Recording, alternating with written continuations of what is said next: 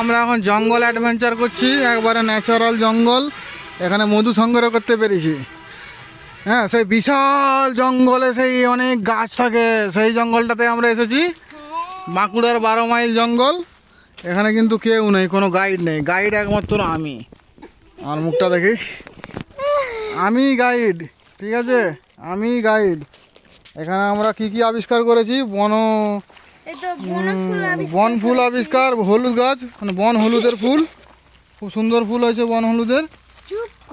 আর এখানে আমরা সাপের ঘর পেয়েছি। চলায় নিচের দিকে চলায় দেখি। এখানে আমরা সাপের একটা ঘর পেয়েছি।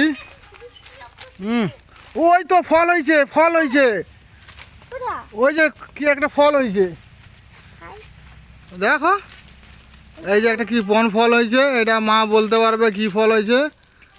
আমার হিসাবে তো এইটা খাওয়ার ফলই হবে, কিন্তু পাকেনি, কাঁচা কুরকুর।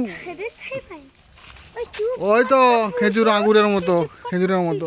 ওই তো, হ্যাঁ, ছোট ছোট। ওইটা কি ফল বলো তো?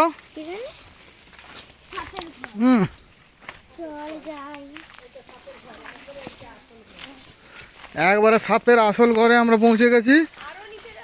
সেখান থেকে আমরা চলে যাচ্ছি অ্যাডভেঞ্চার করতে। এখানে কিন্তু ভালুকও এসে যেতে পারে, ভালুকও এসে যেতে পারে।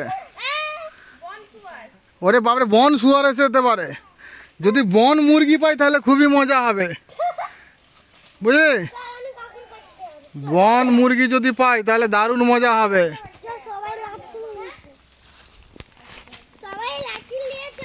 এই তো প্রজাপতি, কত সুন্দর প্রজাপতিটা উড়ছে, আমার ক্যামেরায় ধরা পড়লো।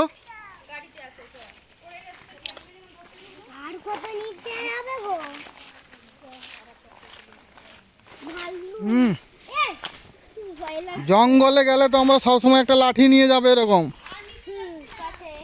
হ্যাঁ, আর এখানে অনেক ফল পাওয়া যাচ্ছে, জঙ্গলি ফল। প্রজাপতি উঠছে খুব সুন্দর।